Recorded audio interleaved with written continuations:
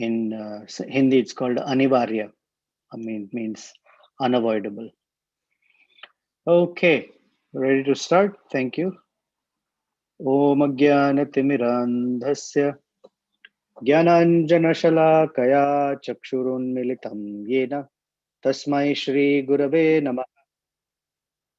Shri Chaitanya Manobhishtam Sthapitam Yena Bhutale Swayam Rupa Kada Mahyam Dadati Swapadantikam Vanchakalpatarubhyascha Kripa Sindhubhya Eva Cha Patitanam Pavanebhyo Vaishnavebhyo Namo Namaha.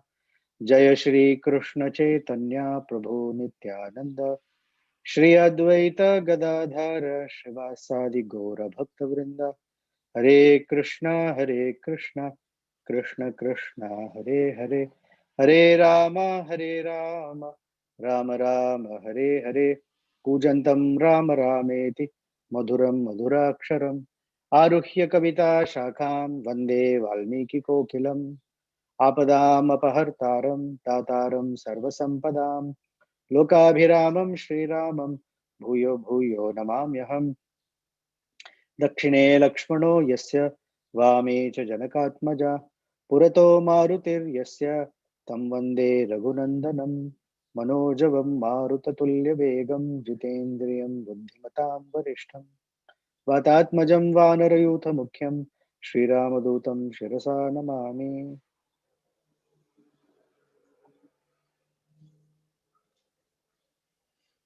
All right, welcome back.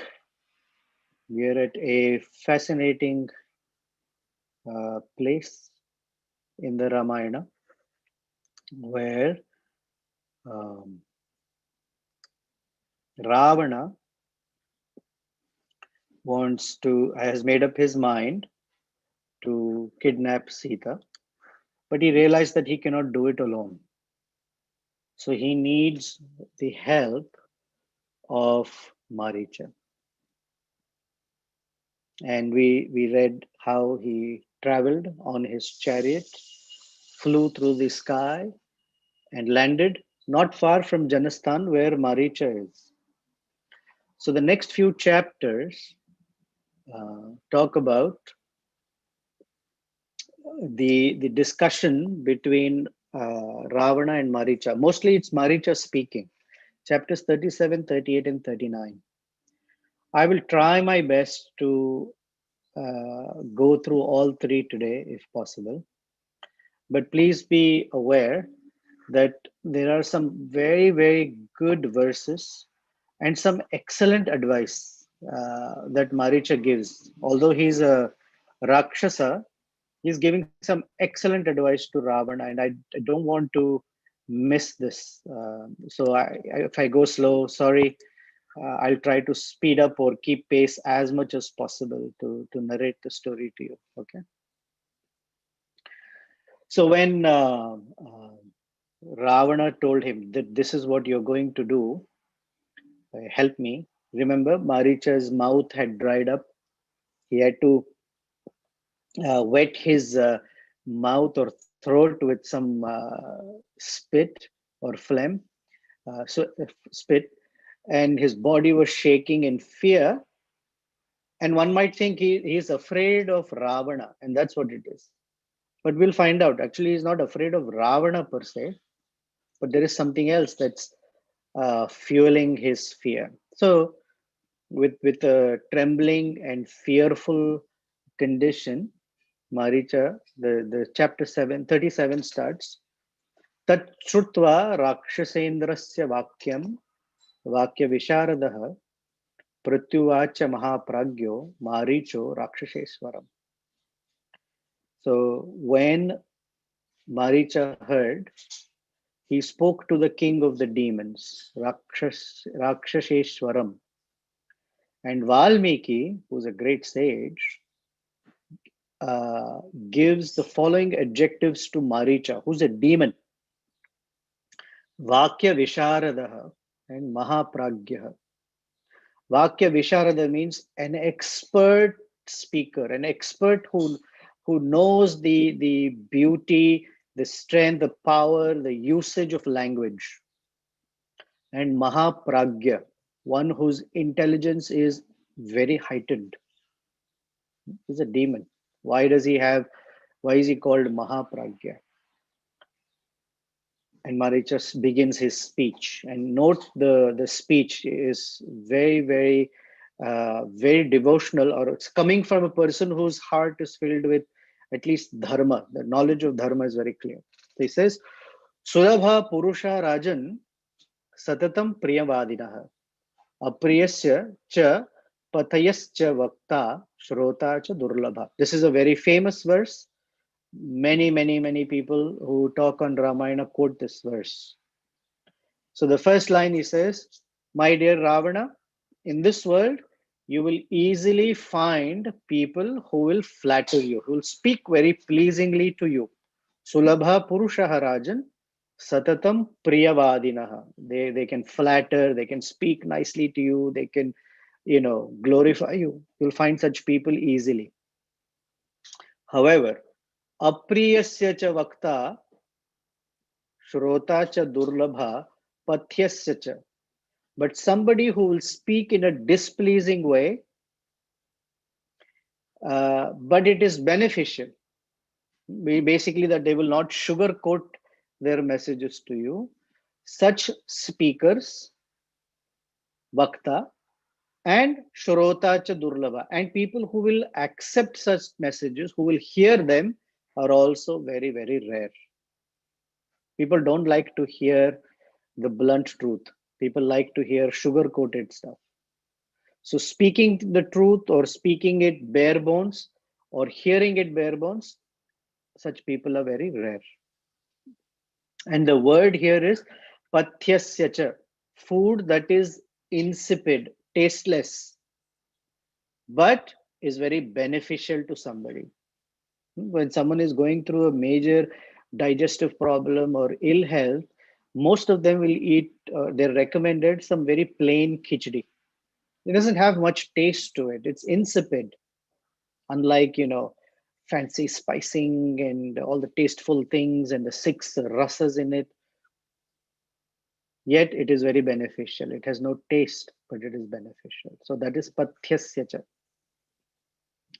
And then Maricha says, Nanunam buddhyase Ramam Mahaviryam Gunan Unnatam Ayuktaha Chara Chapulo Mahendra Varunopamam. Please, Ravana, you have no idea of Ramachandra's prowess and his character. When he holds his bow and arrow and draws the bowstring, he is like Indra and Varuna. He is that powerful. Api swasti bhave tata sarvesham bhuvi rakshasam api ramona samkruddha kuryad lokam arakshasam. If you api swasti bhavet tata, oh my dear Ravana, if you really want the entire Rakshasa dynasty to be swasti, to be cared for, to be alive, then don't go and provoke Rama. Na Rama Sankruddha Kuryat. Don't anger him. Because a Rakshasam, the whole world will become free of Rakshasas. That one person can finish the entire Rakshasa dynasty. Apite Jivita Atayam Apite Jivitantayam Na Utpanna Janakatmaja Api Sita Nimittam Cha Na Bhavet Vyasanam Mahat. If you want to live, if you want to be alive, Apite Jivita Antaha, if you want to die, if you want to invite death into your life, then you would think of messing around with Sita Devi. Please understand, it may be possible. What if, maybe, Api Sita Nimittam Cha.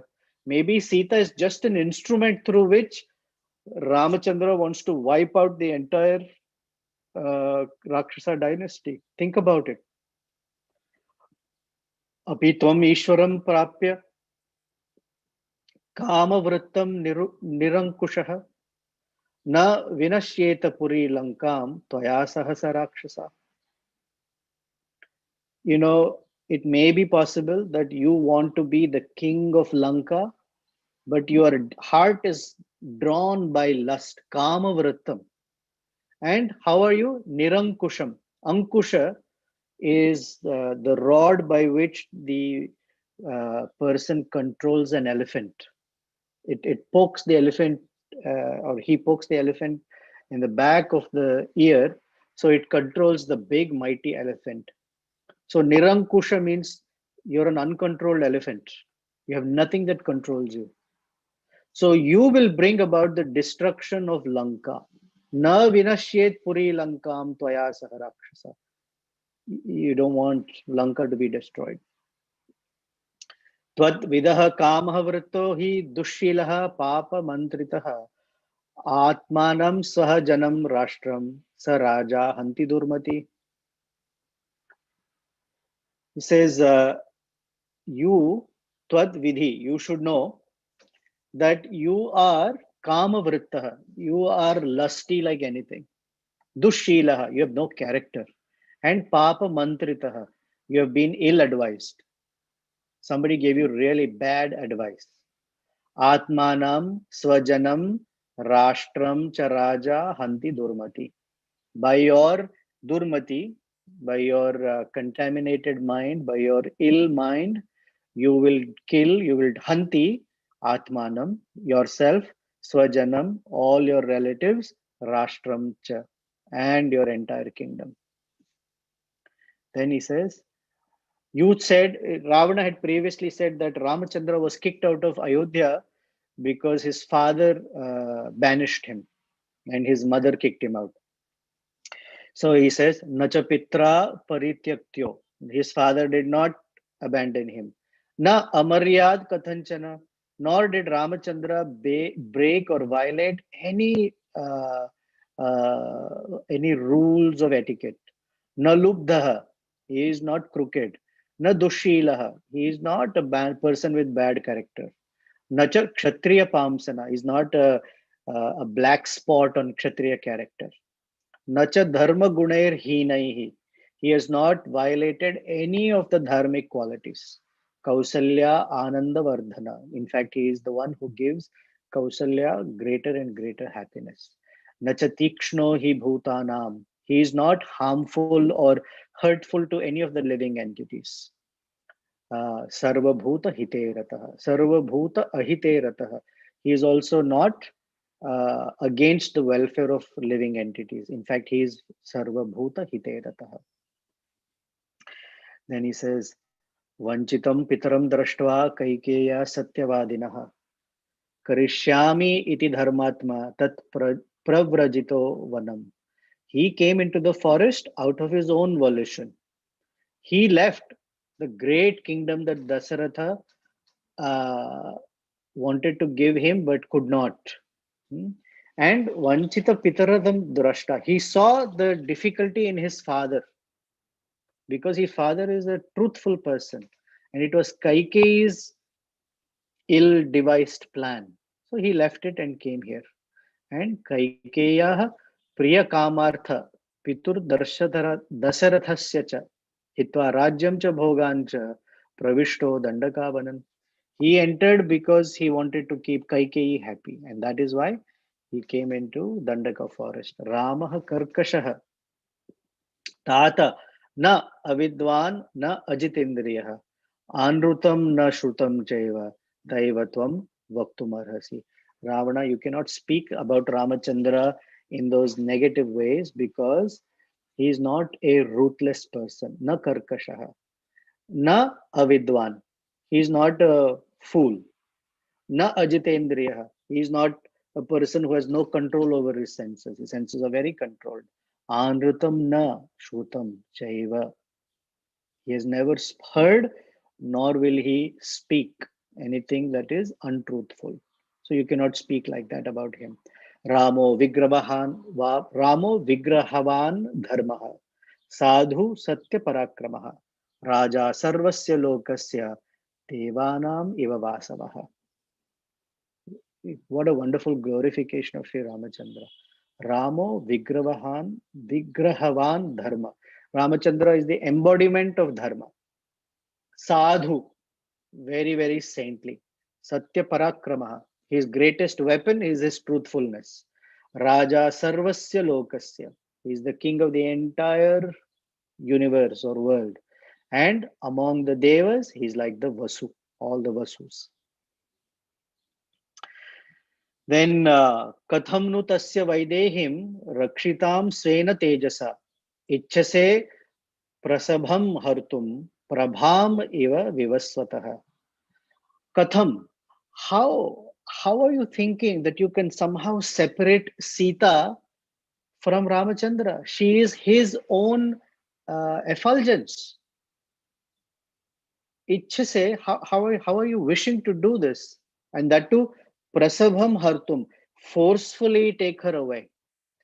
They too, Ramachandra and Sita Devi, are as inseparable as the sun and its effulgence.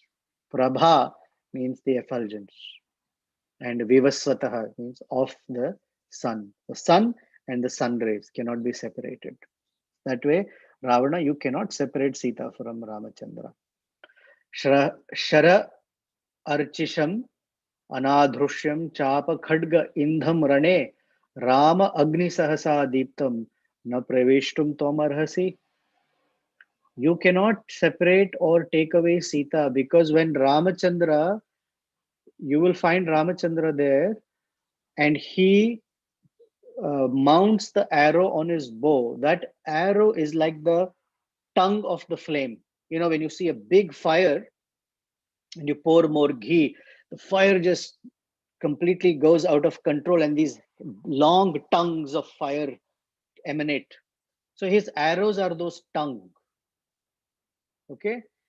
And the khadga, his sword and bow, are like the wood that you put into fire, because as soon as you put the wood, the fire becomes uncontrollable. And Rama Agni Sah, and Rama is that fire. So be careful. You're dealing with fire, you will burn. When Ramachandra stretches his bow, and that's like a gaping mouth, and he releases these arrows that are like tongues of fire spewed from such a fire, Ramachandra is the terminator. He's like Yamaraj.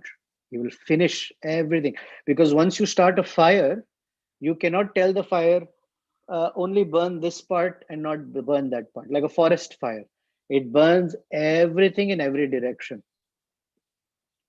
Oh Ravana, aprameyam hitat tejo, yasya sa janakatmaja, natvam samartham tam hartum Rama chapa ashrayama vane. Aprameyam, Ramachandra's effulgence is Sita Devi, and both of them are inestimable. Aprameyam means you cannot have any other comparison, peerless. And these two together, if you try to separate them, you will invite the destruction of everything. Tasya vai narasimhasya simha urakasya bhamini pranebhyo api priyatara bharya nityam anuvrata.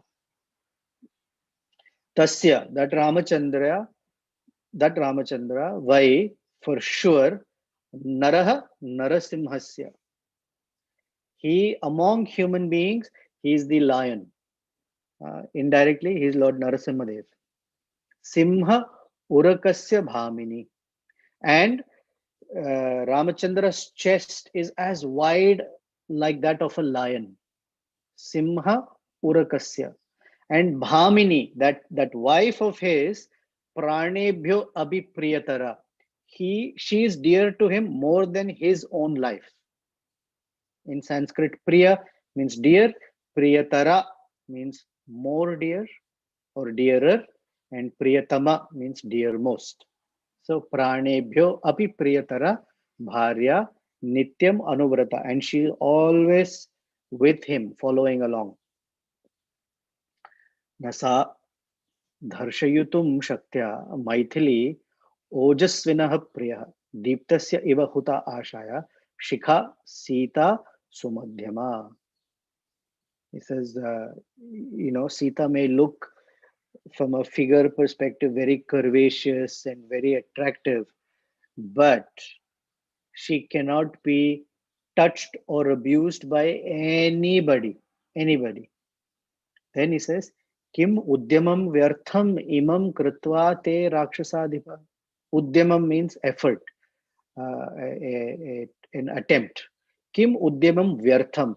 Why are you making a futile effort? Drashtachetatvam rane tena tat antam tava jivitam.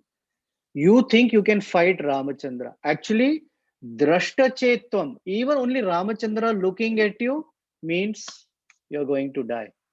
Just his glare, his glance at you is enough that you will die. Jivitam cha sukham chaiva rajyam chaiva sudurlabham yatichasi chiram bhoktum ma kritha rama vipriyam. Don't get on the bad side of Ramachandra. Jivitam cha sukham chaiva rajyam sudurlabham. For a human being to be alive, to be happy, and to have a kingdom is very, very difficult. Sudurlabham. Yat ichhasi chiram bhoktum. If you want to enjoy your life and live for a long time, then chiram, very quickly, do not get Ramachandra on his, don't get to his bad side. Then he says, as far as you're concerned, Ravana, I would suggest that before you take on something like this, get good advice. Whoever is giving you advice right now is very bad. Go to the right people. Sa sarvai sachivai sardham vibhishanah puraskrutai mantrayitva tum dharmishtai kritva nishchayam atmanah. Before you make a decision, go to some real nice, intelligent, dharmic people for advice. And the leader of them is Vibhishana. Vibhishana Puraskrita. Puraskrita means to facilitate, to felicitate. But Purakrita means keeping them in front of you. That means you taking advice from them. Doshanam cha gunanam cha sampradharya balam abalam. Atmanah cha balam gyatva raghavasya cha tatvatah. Hitam cha tava nishchitya kshamam tvam kartumarhasi. Talk to them, get good advice, and then carefully consider doshanam cha gunanam, pros and cons in your decision. That's an old methodology. Consider pros and cons. Bala abalam, consider your strengths and consider your weaknesses.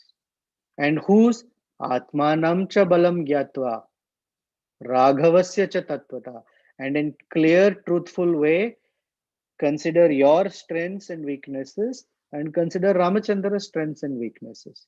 Ramachandra has no weakness. You have no strength. Your strength is coming from your sensual desires. They are not genuine. They can't sustain against him. So hitam hi tava nishchitya. Very carefully look for what is in your benefit. Don't do foolish things. And then he says, Aham tu manye tva nakshamamam rane. Samagamam kosala raja sununa. Idam hi bhuya shunu vakyam uttamam. Kshamam cha yuktam na nishacharadhipa. O Ravana, the king of the Rakshasas and demons, I don't think you should confront the prince of Kosala, Sri Ramachandra, in a war. That is, first of all, improper. And if at all anything, I don't think it's good advice. Don't do it. Excellent advice. Then chapter 38. Kanda-Ch api aham viryat paryatan prithvim imam balam naga sahasrasya dharyan parvatopama. He says, I'll tell you my own life story, Ravana. I was traveling around the Dandaka area, Paryatan. like a big, massive mountain that is very, very strong. And I roamed about freely in Dandaka, killing so many Brahmanas, tormenting them, destroying their fire sacrifices, eating the flesh of sages, and having a great time. And I created so much havoc that Vishwamitra became completely tormented by me. Actually, became scared of me, frightened. And he went to Dasharath Maharaj and told him, I want to take Rama and Lakshmana to the forest with me to kill Maricha, Subahu, Tataka. Dasharatha got scared and he says, no, no, no. My son is not even 12 years old. He's not even 16. There, Dasharatha says, Una Shodasho Varsho me. Here, Maricha says, Una Dvadasha Varsho ayam akrutaha. That means Ramachandra was just about 12, not even 12. His facial hair had not even come out. So it's not easy to say if he was a boy or a girl. Meaning, without facial hair, you can dress them up this way or that way, like many parents do. And he said, not Ramachandra or Lakshmana, I, Dasharatha, with my 4 divisions of armies will come and take care of Tataka, Maricha, Subahu, etc. And Vishwamitra said, no, I only want Rama and Lakshmana.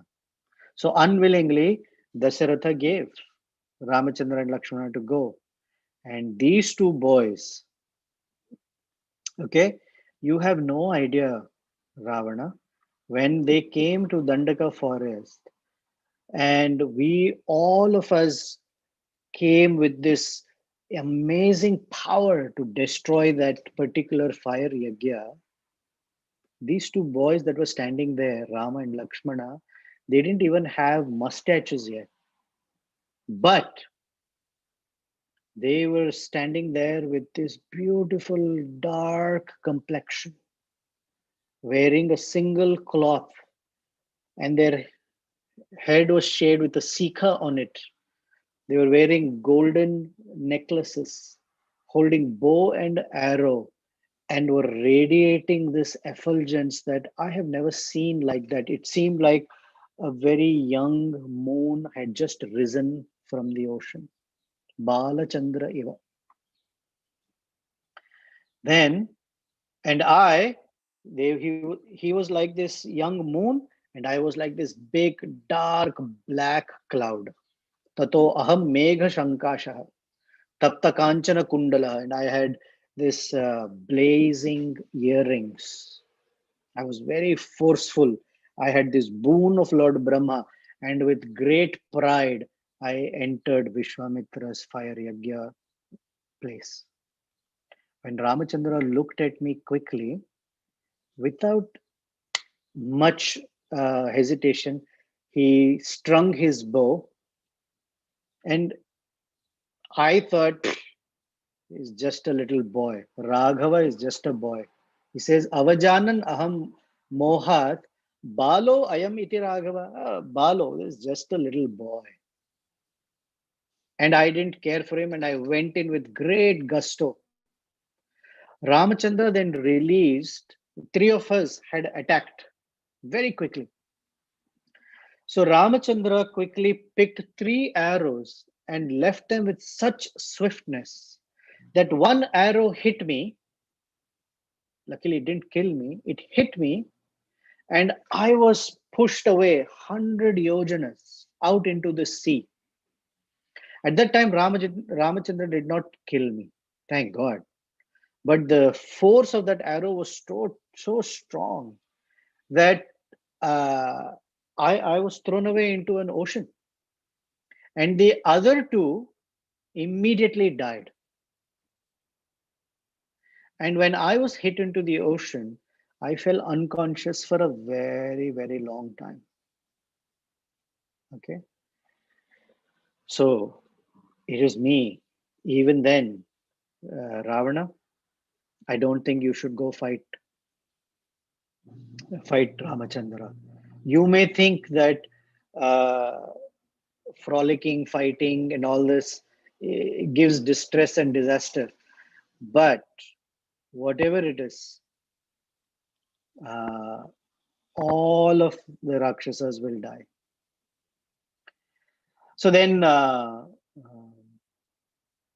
way Ramachandra then hit Tataka, Subahu, and the other Rakshasas, that they all scattered, the others scattered in the 10 directions. They even abandoned their wives, they abandoned their own family members and ran away just to save their own lives. Okay. And I'm warning you, if you continue this thought, Ravana, I'm predicting the future for you. Your entire Lanka will burn. Sharajala parikshiptam agnijwala samavritam pradagdha bhavan lankam drakshasi tvam ashamsayam. Without a doubt, you will see that your Lanka will burn. And true to it, when Hanumanji went, he burnt the entire Lanka down. Why? Because Ravana, you have a desire to enjoy someone else's wife. Paradara abhimarshat tu na atyanta papataram mahat. It's a very, very grave offense. Pramadanam sahasrani tava rajan parigrahe. Why are you going after Ramachandra's wife when you have sahasrani tava? You have thousands of wives.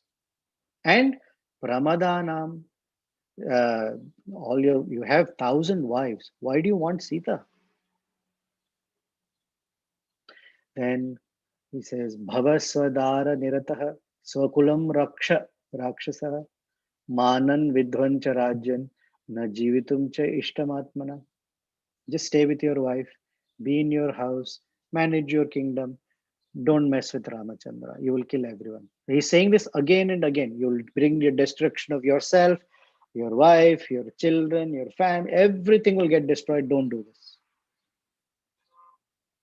So, if you want to enjoy a nice life with your wives and with your family, then don't go and do something undesirable for Ramachandra.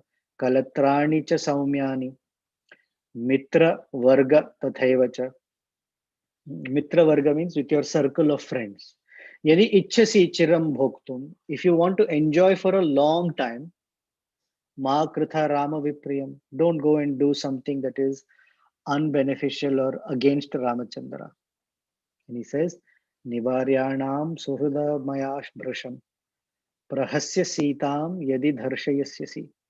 Gamishyasi kshina bala sa bandhavo yama kshayam rama shara atta jivitaha. Nivaryamanaha. Anivarya means unavoidable. Nivaryamana means am I telling you? You can avoid all problems in your life. Suhrada maya brusham. I am speaking this heavy language because I'm your well wisher. Prahasya sitam yadi. If you aggressively try to take away Sita, you will for sure Gamishyasi Kshina Bala Sabandhava. All your strength will be gone, all your relatives will be gone, and you will go to Yama's abode for sure. So many times he's telling him, yet it doesn't get into Ravana's head. So then in chapter 39, he says, somehow or the other, when Ramachandra was a small teenage boy, I was just hit by an arrow and my life was spared. But you know, I also don't learn from one mistake. After some time, I entered Dandaka forest again with two more demons. And this time, I caused lot of damage in Dandaka forest. And Ramachandra again, with three arrows, shot them in such speed and accuracy that two of the other ones who had come with me died immediately. Somehow or the other, I escaped that arrow again. And I finally decided that guess what? I should not be messing with Ramachandra. Hmm? On one hand, I was eating the flesh of great sages. I was poking them with my horns, biting them with my teeth, spoiling their entire Brahminical activity. And when Ramachandra hit me so badly again, you know, I realized this is not going to work. And this time I saw that he has Sita and Lakshmana also with him. And together, all three of them are very, very powerful. Lakshmana is an excellent chariot driver. Okay, so here's what happened when Ramachandra shot the arrows. I disguised myself as an animal with very sharp horns, and I remembered my earlier anger and grudge at Ramachandra. And so I went to his home, the little hermitage that he had created. And remembering that previous assault on me, I dashed towards Ramachandra foolishly without thinking properly. Ramachandra very quickly strung his bow and released these three arrows. Like I said, I am repeating it, but I'm giving you details. He released three arrows that hit us like thunderbolts and a flash of lightning. And those two died. And I very quickly retreated from there. Somehow, with my Rakshasa trickery, I ran away. Okay. And now that I have regained my lifespan, somehow I'm alive. This is how I am living Ravana. Usually, for a person to go from bad character to good character, someone has to preach to them, help them, put them on the path of bhakti, and there is something that starts it off, like sweet prasadam or some seva, some donation that they have given, some interest in the kirtan, some interest in the words people are speaking. That's how Vishwanath Chakravarti Thakur says that bhakti begins. He says yadrichaya, somehow or the other. That means for different people, bhakti begins in different ways. For Maricha, his life as a hermit, his life as a quiet little yogi began out of fear. Hmm? So he says, somehow, Sharena Mukto Ramasya Kathanchit Prapya Jivitam. Somehow or the other, my life was saved by Ramachandra's arrow. It did not kill me. Iha pravrajito yuktaha tapaso aham samahitaha. Pravrajita means I quickly came and I'm residing here now. And how am I living? Tapaso aham samahitaha. I'm living like a ascetic, like a tapasvi. And what do I do from morning till night? Vrikshe vrikshehi pashyami chira krishna ajinambaram. When I look at any tree that has tree, because tree has tree bark, when I look at any tree, guess who I see? I see Ramachandra dressed in tree bark. Gruhita dhanusham Ramam pasha hastam ivantakam. When I see any tree, immediately I visualized Ramachandra there, holding a bow in his hand, just like Yamaraj holds the rope of death. That means everywhere I am seeing Ramachandra. I mean, he's blessed that he's seeing Ramachandra, unfortunately, out of fear. Api Rama Sahasrani Bhita Pashyami Ravana. Ravana, I don't know how, but I'm seeing thousands of Ramachandra. Rama Bhutamidam Sarvam Aranyam Pratibhati me. The entire forest is filled with thousands and thousands of Rama. Everywhere I'm seeing only Ramachandra.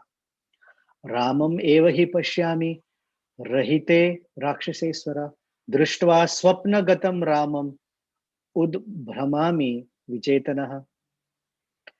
Uh, Even when I go to a place where there are no human beings, nobody lives there, it's deserted. Even there, when I'm alone, I'm not alone. I see Ramachandra there. Somehow I think he's going to kill me. In fact, I can't even sleep well at night because in my dreams, Ramachandra is there. And in my dream, When I see Ramachandra, I wake up with a jolt. Udbramami, like that. And here's a famous verse.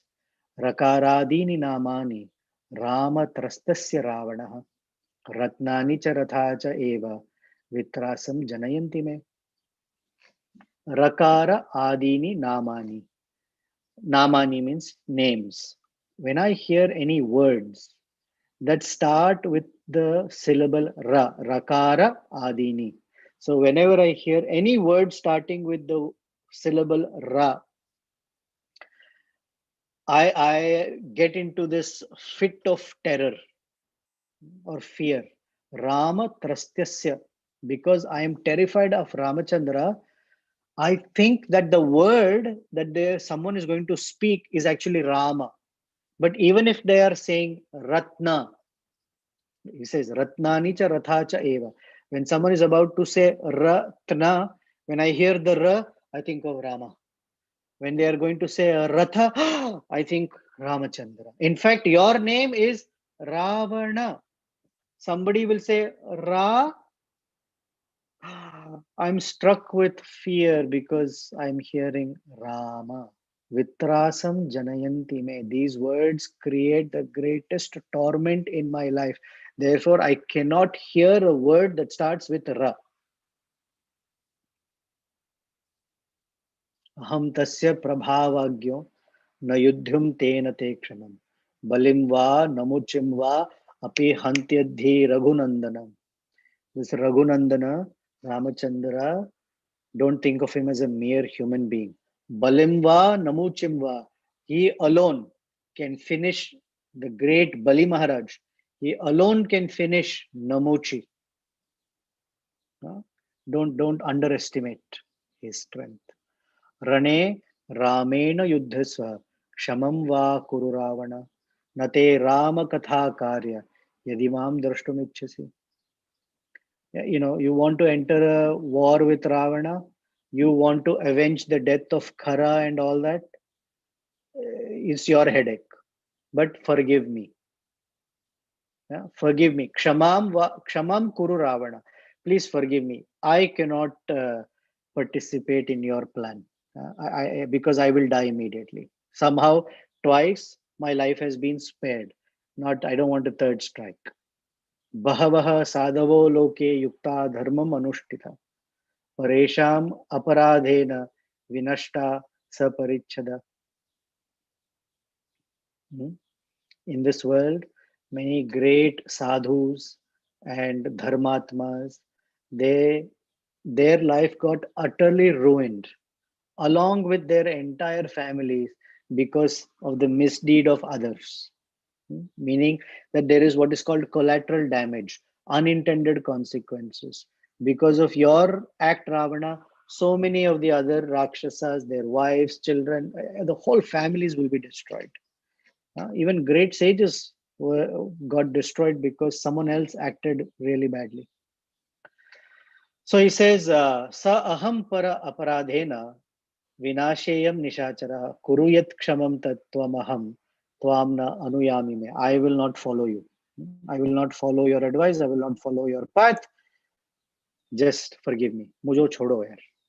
Idam vacho bandhuhita arthina maya yatha uchamana yadina abhipatyase sa bandhava tyakshasi jivitam rane hato adya ramena shara jiham magai. He says, again, Ravana, I'm telling you, don't bring about destruction of everyone because of your foolishness. Go home, be with your wife and children, and don't create problems for yourself. So we started late, so I'm going to try to. So this ends chapter 39. So here are some lessons and applications for your consideration. There may be more, but these are some, and I'm sure hearing these verses, hearing such advice from Maricha, although a demon, by Ramachandra's arrows, being in contact with Ramachandra's arrows, his buddhi has become purified. Although he has not become a devotee of Ramachandra, He's definitely understood Ramachandra's prowess, Ramachandra's greatness. And from a rasa perspective, this is Bhayanaka rasa. Although he's speaking Shanta rasa, he's speaking the greatness of Ramachandra, that Shanta is mixed with Bhayanaka, fear. He's just shuddering at the very thought of Ramachandra. So, one of the first lessons is in one's life, it's very rare to find good, honest, truthful advisors. It is rare to find uh, who also want to hear such advice. Therefore, in the Srimad Bhagavatam, there is a verse, Parasparanu Kathanam Pavanam Bhagavat Yashaha. By speaking katha to each other, by speaking or giving advice to each other, Parasparanu Kathanam Pavanam Bhagavat Yashaha, one becomes purified. Mito Truptir, mutually they become satisfied. And Parasparanu Kathanam Pavanam Bhagavat Yashaha, Mito Tushtir, Mito Ratihi, and they generate mutual affection for each other. And Nivrita Mitho Atmanaha, and they together decide to get rid of the dirty things in their heart. So, good advisors are important, and persons who can take good advice are also important, and they're rare. So, if we have someone like that in our life, we should consider ourselves very fortunate. Those who can tell us without the sugar coating, vanilla, all that. Now, without sugar coating doesn't mean it has to be harsh, it has to be ugly. No, truth itself is beneficial. Sometimes it is bitter, but someone who can tell us, I think you're doing something wrong here. It's important to have people like that. And if we don't have someone like that, then it's a good thing to ask ourselves, what should I do in order to find somebody who can give me good, unbiased advice in my life? Then another lesson or application point, because we are somebody's friend, right? We should try and speak in such a way that our words are beneficial and not that it is only pleasing. Of course, we should be speaking words that are pleasing as well. But between truth and pleasing, we have to err on the side of truthful. Sometimes it may be displeasing. Not that you have to use displeasing words, but sometimes truth itself is displeasing. But our genuine intention and effort must be to speak truth and speak it pleasingly as much as possible. Satyam vada, priyam vada. And a third consideration is that flattery does not foster relationships. It only fosters transactions. I scratch your back, you scratch my back.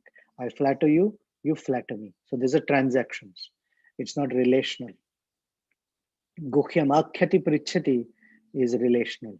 So gukhyam akhyati means to speak, and prichhati means to ask.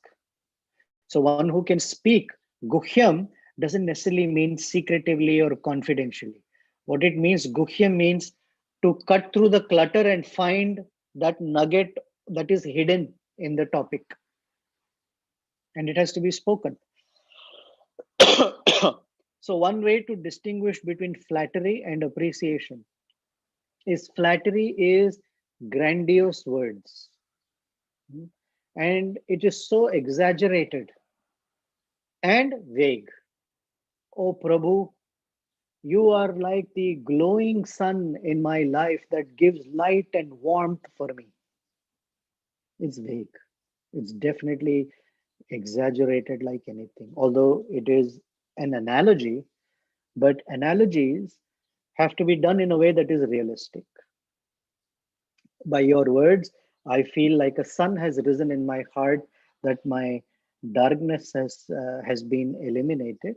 That is a nice appreciation, but that is also vague without knowing exactly what they have done.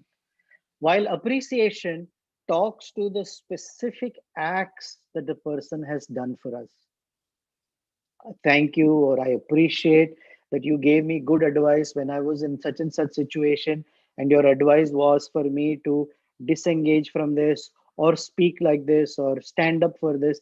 That was very helpful. That is appreciation.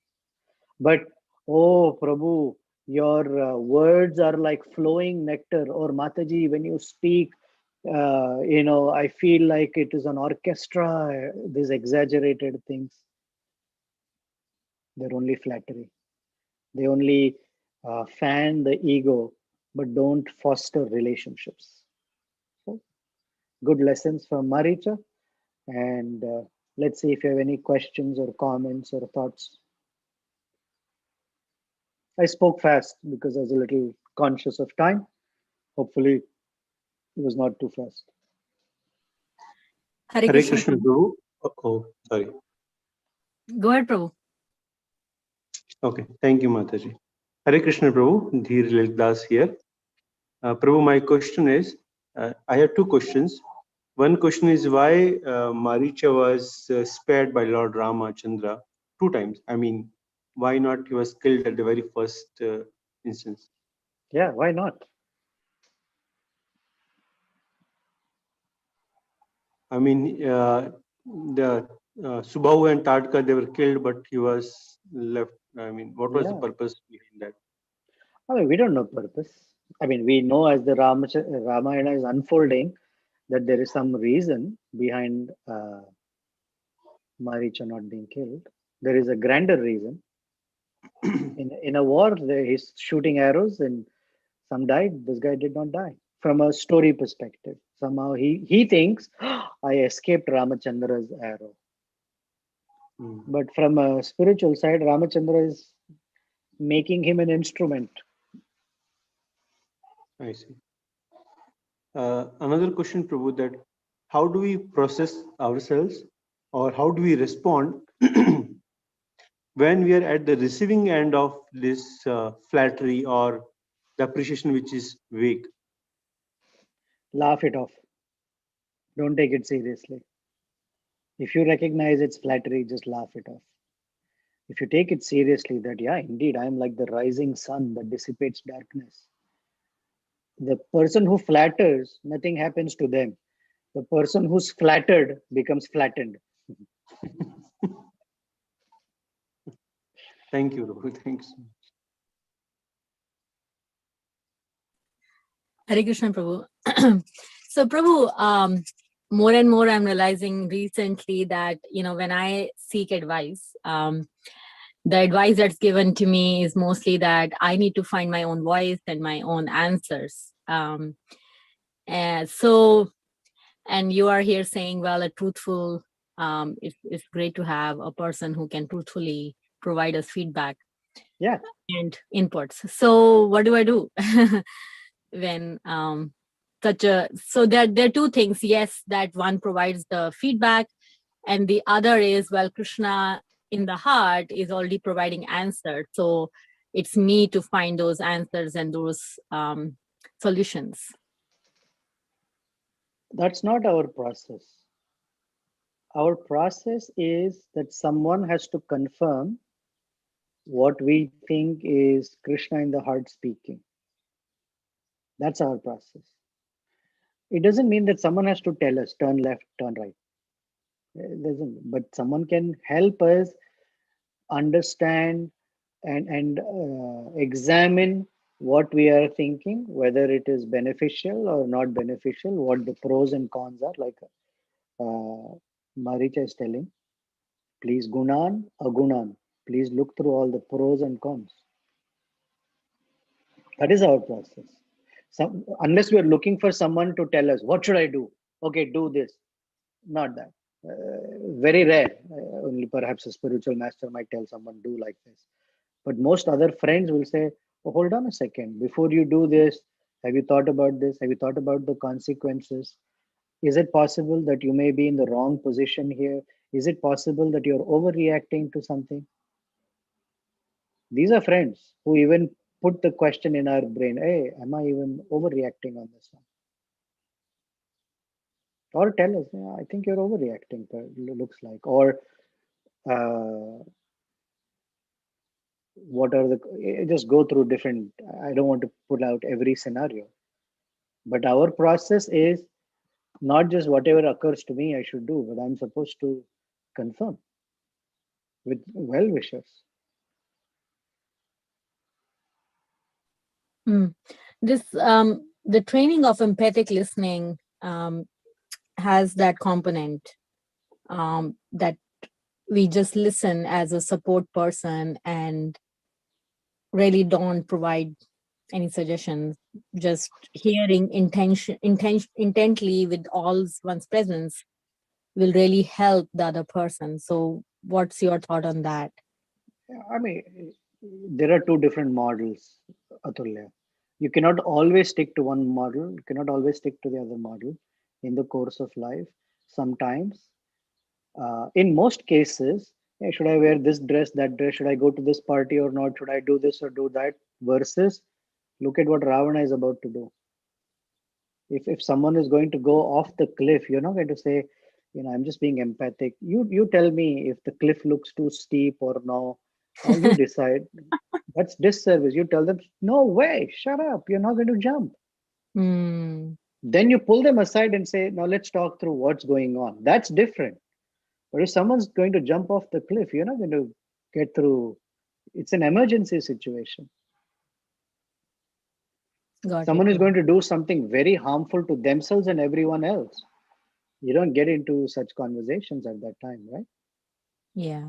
You have to stop. Someone is standing at the on their ledge about to jump and commit suicide or do something really foolish. Yes, Prabhu. Thank you. You have to dissuade them. So you have to take circumstances and understand what applies when. Hmm. Thank you, Prabhu. That's the You're most right. difficult part. When to Yeah. plan what. Kim kurvatah, kim akurvatah, kavayo apyatra mohitah. Krishna says in the 4th chapter of Bhagavad Gita. What to do, what not to do. Even the greatest knowledgeable persons are often confused about.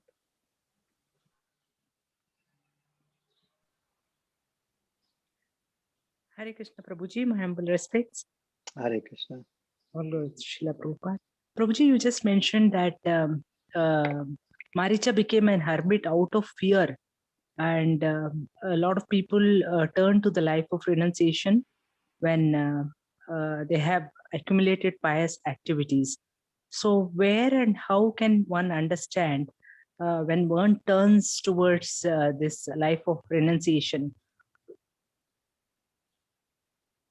So when someone, so renunciation generally comes from a sense of disgust. Someone is disgusted, virakti it's called.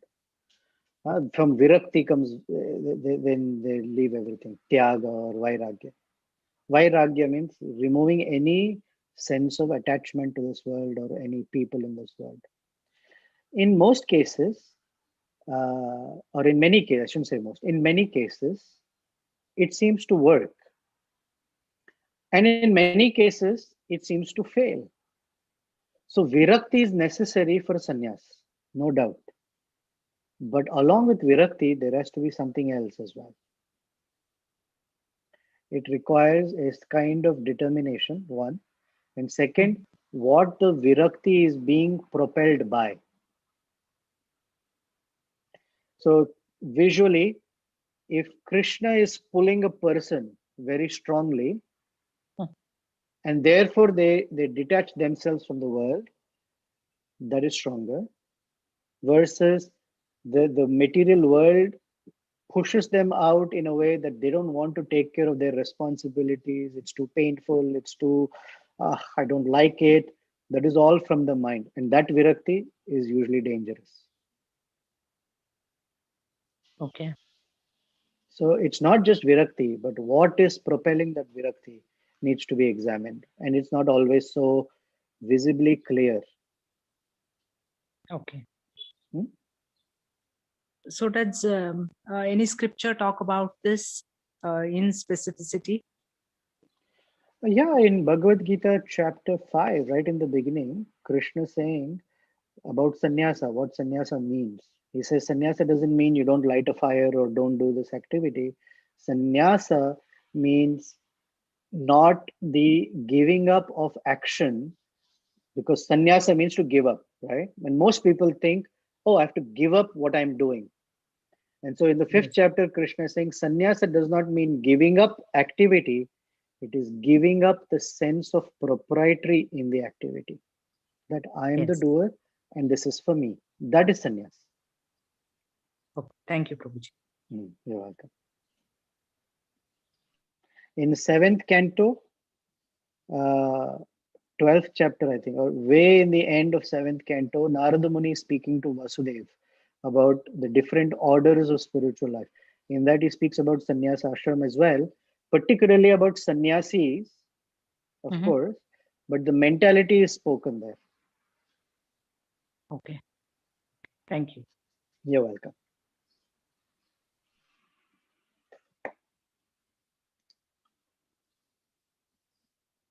Okay, I got a question here from somebody. They're requesting anonymity, and the question is, we three in our family recovered from COVID. Okay, that's amazing. Thank God. A senior devotee calls and says harshly that many people died. You're somehow fortunate to survive, you know. How to process or take this? This senior often uses harsh words like this. I'm not sure what the harshness is, maybe the style of speaking. But you know, it is true that someone survived COVID right now is very fortunate. So I'm not sure if the harshness is in the tone or certain words that were spoken that uh, I'm unable to fully fathom what the harshness is at this point. So you can write separately, and maybe I can get a little bit more information. Okay, sorry. Anyone else?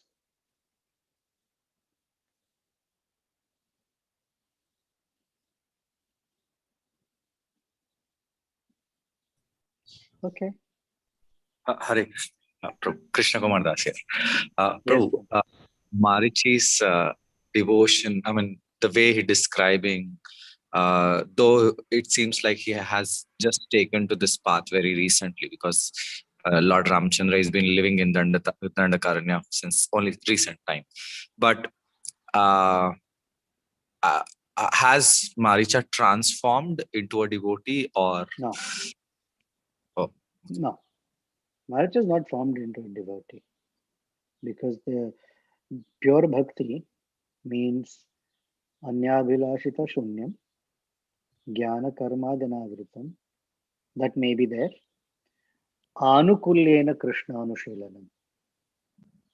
The anukulya is not there, because bhakti should draw one closer to the Supreme Lord. One should feel, I want to see the Lord every moment. I'm searching, I'm voluntarily searching for the Lord. Kuta, He Nandasuno Kutaha. Right? That's the Shadas Goswami saying, Oh Radha, oh Krishna, where are you? We're searching and searching for you. Here he's saying, I see Ramachandra everywhere. Even when I run away to a solitary place, I see him there. When I see trees and barks, I see Ramachandra wearing tree bark. I don't want to see it. That's the implied meaning. I don't want to see all this because I'm scared to death. So it's not bhakti. Like Prabhupada's language, he's Krishna conscious. He's just not a devotee. Like Kamsa, he was Krishna conscious, but not favorably inclined. Kamsa did not want to see Krishna, but he was scared that he was seeing Krishna everywhere. Maricha also, he's seeing Ramachandra everywhere, but he doesn't want Ramachandra's association, because as soon as he comes in front of Ramachandra, he's afraid he will die. Is death personified for him. I have heard at other places that Maricha was chanting the name of Ram, or he was living like an ascetic. How true is that? And if that was the case, like we just compared him with Kamsa, Kamsa, on the other hand, was still trying to kill or torture people. But here, if this was this statement which I made is true, like Maricha is not sinning, or what is it? If you can elaborate on that. Well, he's not sinning, but he's not doing anything pious either. He's not doing anything actively beneficial either. As far as Maricha chanting the names of Ramachandra, it may be in a different version of Ramayana that I'm not familiar with, because I haven't read Adhyatma Ramayana, I haven't read Kritibasa Ramayana, I have not read Ramacharitmanas, I have not. So there is so much that I have not read. All I'm going from is Valmiki Ramayana. His advice is very good to Ravana. He's living like an ascetic because he's scared to move around in the forest and just living a quiet life, eating fruits, berries, and just sitting quiet. Okay. But he's speaking very learned words. He has a good understanding of Ramachandra's prowess. Therefore, I said he's in the Shanta Rasa. There's no active service yet. Shanta mixed with Bhayanaka. Right. Thank you. Thank you very You're much. Hare Krishna, Prabhu. Haribol. So this, as we're hearing this section, I'm thinking about the section later with Vibhishana and giving advice to Ravana. He seemed to have moved slightly, but then later that night, after a little bit more conversation with some other people who were not so helpful, he went back to being his wonderful, nonsensical self. Yeah. You know anyone like that? Sorry.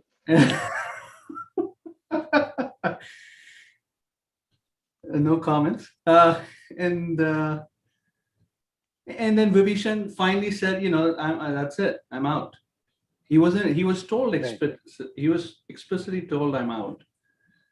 But, and so then, he was explicitly expelled, so to speak, and he left. In our case, we also may choose to say sayonara and off we go. Knowing, when we see there's a little bit of shift and then it doesn't shift much, and then it's, bungee cord effect, the person is back to where they were before. So I'm just reflecting on that and wanted to see,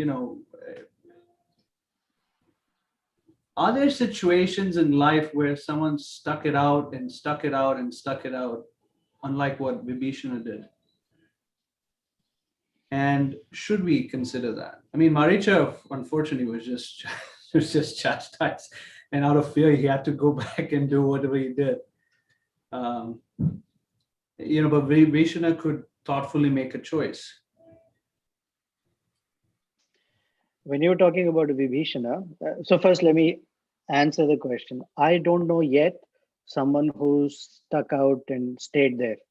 I may have an answer, but I can't think of right now. I think I do think of one woman in Ravana's case, Mandodari, but we'll come to that. Let's take Vibhishana. Vibhishana gave fantastic advice to Ravana.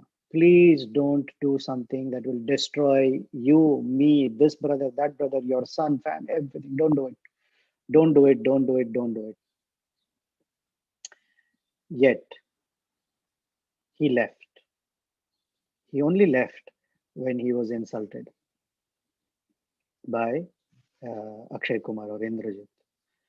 When he was speaking, my thoughts went to Vidura.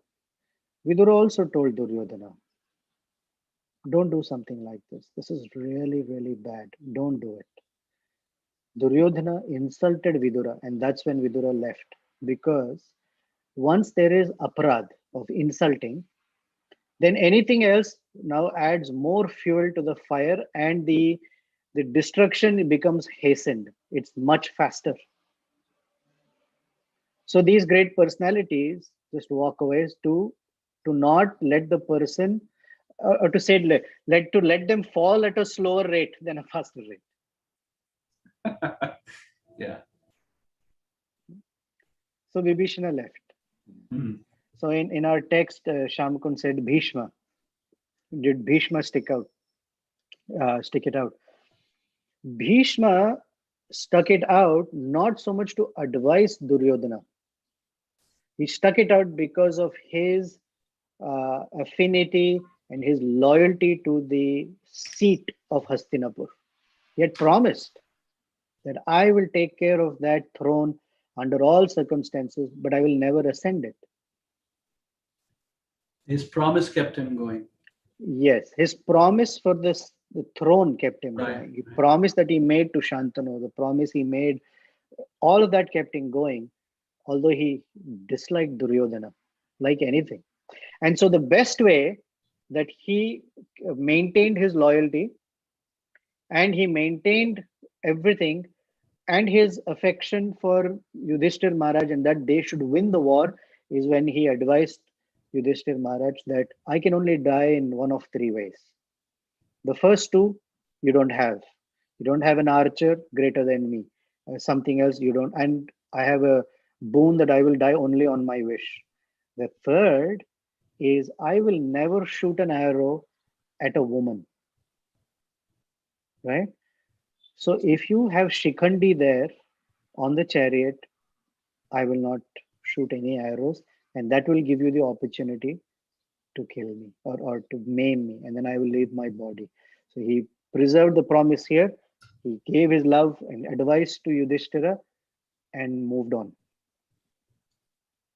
But it is very rare.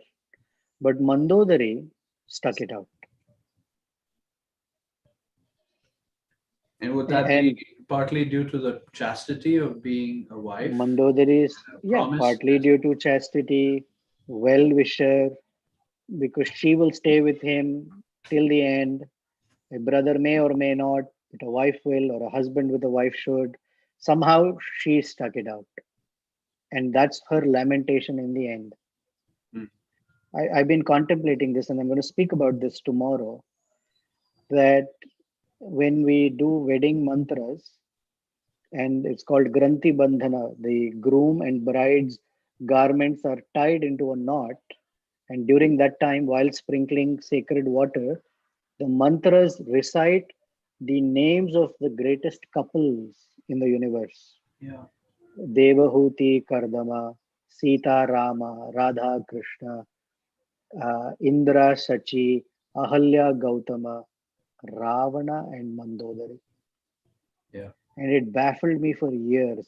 Why will Ravana's name be there? Why is Ravana's name? Why is Ravana's name? And a few months ago, it clicked that if you look through all the names, each couple signifies a certain quality of Grahasthashram and the dynamic that must be there. In Ahalya and Gautama, it was Ahalya's mistake.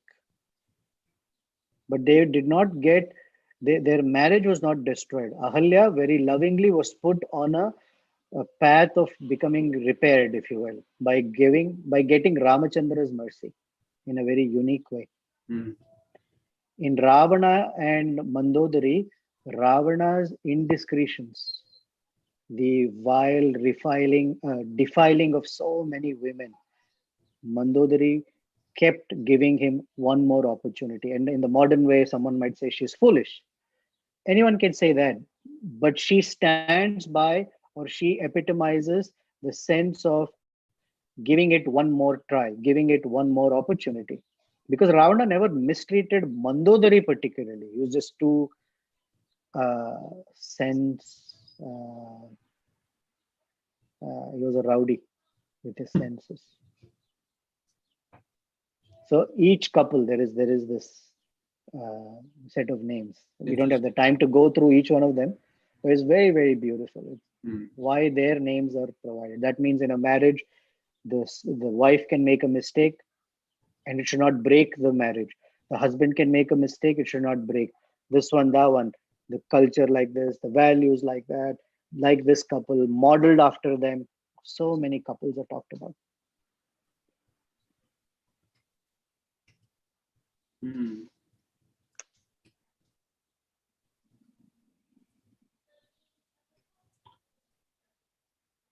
Very Nice, interesting. huh? Yeah. Very interesting, yeah. Hare Krishna Prabhu. Wait, hold on one second. Yamanujuna, are you going to say more, or can we move to the next one? Yeah, let's move to the next one. Thank you, Prabhu. Okay, thank you. I like some of the insights on the couples. Think about that one.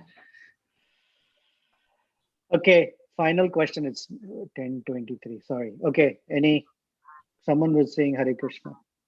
Yes, Prabhu. So it is quick in the same context. I wanted to hear from you, like what were Akrura's quality that he stuck through with Kamsa?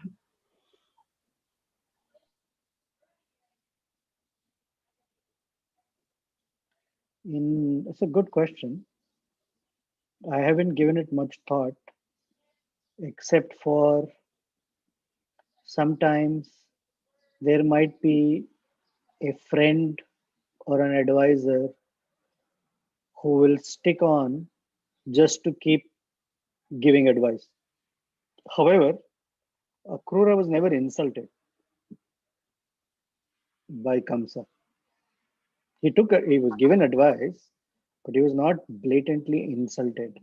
If you notice, generally they say, and I heard it from a great soul as well, that staying in a place where one is insulted makes it worse. Yeah. So when Vidura came back, so I'm moving from Akrura, when Vidura came back, as a brother, he chastised Dhritarashtra like anything, literally insulting him. You're a dog in the house waiting for Bhima to throw scraps at you. Get out of here. That insult for a Kshatriya like Dhritarashtra was too much. So he went away to the forest. Although it was insult, but with a very, it was a jolt with a loving disposition, but still an insult. Yeah. Wherever there is insult, saintly people will not stay. At least that's the model we have in our scriptures. Yeah, my just a little premise was this, that he knew what he's up to, so the context has little changed, and still he continued to stay with him. Like he didn't exit like Vibhishana or like any other devotee who would just go to Lord's side from the evil side. And one must go to the side of Dharma though. One shouldn't stick it out. In fact, in Karna's case, his greatest stupidity was he stuck with Duryodhana in the name of fidelity and loyalty. That loyalty is harmful. But Karna is glorified that, oh, he was so loyal to Duryodhana. He was a fool. Or it was foolish on his part. Foolish on his part. So in our life, if we are in situations that because of a friendship, we give up dharma, then that friendship is very, very material. It's not proper. Okay. Thank you so much. All right. Thank you very much. Sorry it took longer than I thought. I came late. So sorry for that. I apologize.